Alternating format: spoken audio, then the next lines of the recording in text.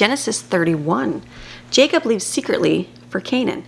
Jacob heard that Laban's sons were saying, Jacob has taken away everything that was our father's, and from what belonged to our fathers he has acquired all his wealth and honor. Jacob noticed a change in the attitude of Laban and saw that it was not friendly toward him as before. Then the Lord said to Jacob, return to the land of your fathers and to your people, and I will be with you. So Jacob sent and called Rachel and Leah to his flock in the field, and he said to them, I see a change in your father's attitude, that he is not friendly toward me as he was before, but the God of my father Isaac has been with me. You know that I have served your father with all my strength, yet your father has cheated me as often as possible and changed my wages 10 times, but God did not allow him to hurt me. If he said, the speckled shall be your wages, then your entire flock gave birth to speckled young. And if he said, the streaked shall be your wages, then the entire flock gave birth to streaked young. Thus God has taken away the flocks of your father and given them to me. And it happened at the time when the flock conceived that I looked up and saw in a dream that the rams which mated with the female goats were streaked, speckled, and spotted. And the angel of God said to me in a dream, and I said, here I am. And it said Jacob, and he said, here I am. And he said, look up and see all the rams which are mating with the flocks are streaked, speckled, and spotted, for I have seen all that Laban has been doing to you. I am the God of Bethel, where you anointed the pillar and where you made a vow to me. Now stand up and leave this land and return to the land of your birth. Rachel and Leah answered him, is there still any portion of inheritance for us in our father's house? Are we not counted by him as foreigners? For he sold us to you in marriage, and he also entirely used up our purchase price. Surely all the riches which God has taken from our father are ours and our children's. Now then, whatever God has told you to do, do it. Then Jacob stood and took action, and put his children and his wives on camels, and he drove away all his livestock and took along all his property which he had acquired, the livestock he had obtained and accumulated in Paddan Aram, to go to his father Isaac and the land of Canaan. When Laban had gone to shear his sheep, Rachel went inside the house and stole her father's household gods. And Jacob deceived Laban the Aramean, the Syrian, by not telling him that he intended to leave, and he slipped away secretly. So he fled with everything that he had and got up and crossed the river Euphrates and set his face toward the hill country of Gilead, east of the Jordan River. Laban pursues Jacob. On the third day after his departure, Laban was told that Jacob had fled. So he took his relatives with him and pursued him for 7 days, and they overtook him in the hill country of Gilead.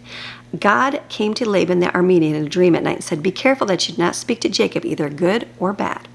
Then Laban overtook Jacob. Now Jacob had pitched his tent on the hill, and Laban with his relatives camped on the same hill of Gilead. Then Laban said to Jacob, what do you mean by deceiving me and leaving without my knowledge and carrying off my daughters as if they were captives of the sword? Why did you run secretly away and deceive me and not tell me, so that otherwise I might have sent you away with joy and with songs, with music on the tambourine and lyre? And why did you not allow me to kiss my grandchildren and my daughters goodbye? Now you have done a foolish thing in behaving like this. It is in my power to harm you, but the God of your father spoke to me last night, saying, be careful not to speak to Jacob, either good or bad. Now, I suppose you felt you must go because you were homesick for your father's house and family, but why did you steal my household gods? Jacob answered Laban, I left secretly because I was afraid, for I thought you would take your daughters away from me by force. The one with whom you find your God shall not live in the presence of our relatives. Search my possessions and point out whatever you find that belongs to you and take it. For Jacob did not know that Rachel had stolen the idols. So Laban went into Jacob's tent and into Leah's tent, into the tent of the two maids, but he did not find them. Then he went out to Leah's tent and entered Rachel's tent. Now Rachel had taken the household idols and put them in the camel saddlebags and sat on them. Laban searched through all her tents, but did not find them. So Rachel said to her father, do not be displeased, my lord, for that I cannot rise before you.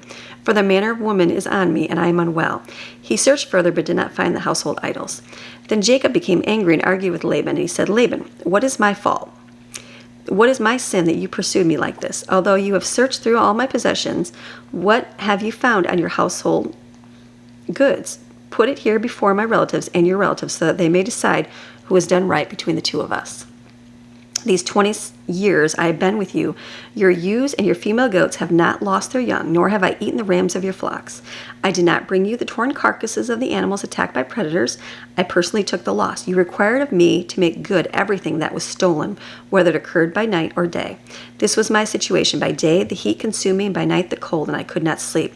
Those 20 years I have been in your house. I served you 14 years for your 2 daughters and 6 years for my share of your flocks, and you have changed my wages 10 times. If the God of my father, the God of Abraham, the feared one of Isaac, had not been with me, most certainly you would have sent me away by now empty-handed. God has seen my affliction and humiliation and the exhausting labor of my hands, so he rendered judgment and rebuked you last night. The covenant of Mizpah. Laban answered Jacob, "These women that you married are my daughters. These children are my grandchildren. These flocks are from my flocks, and all that you see here is mine. But what can I do today to these my daughters or to their children to whom they have given birth? So come now, let us make a covenant, you and I, and let it serve as a witness between you and me." So Jacob took a stone and set it up as a memorial pillar. And Jacob said to his relatives, "Gather stones." And they took stones and made a mound of stones, and they ate a ceremonial meal together there on the mound of stones. And Laban called it Jegar Sahadutha, stone monument of testimony in Aramaic. But Jacob called it Gilead. Laban said, "This mound of stones is a witness, a reminder of the oath today taken between you and me." Therefore he also called the name Gilead.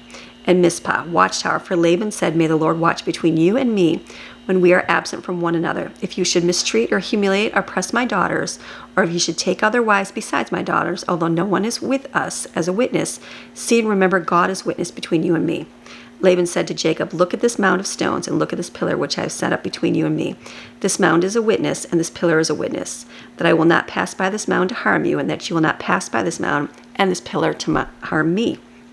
The God of Abraham your father, and the God of Nahor my father, and the God of the image of worship of their father Terah, an idolater, judge between us. But Jacob swore only by the one true God, the fear of his father Isaac." That was the only one he was going to swear by. Then Jacob offered a sacrifice to the Lord on the mountain and called his relatives to the meal, and they ate food and spent the night in the mountain. Early in the morning, Laban got up and kissed his grandchildren and his daughters goodbye and pronounced a blessing, asking God favor on them. Then Laban left and returned home. Lots of readings, lots of history here. This is your daily Bible chapter reading God's Word Monday through Friday. See you tomorrow.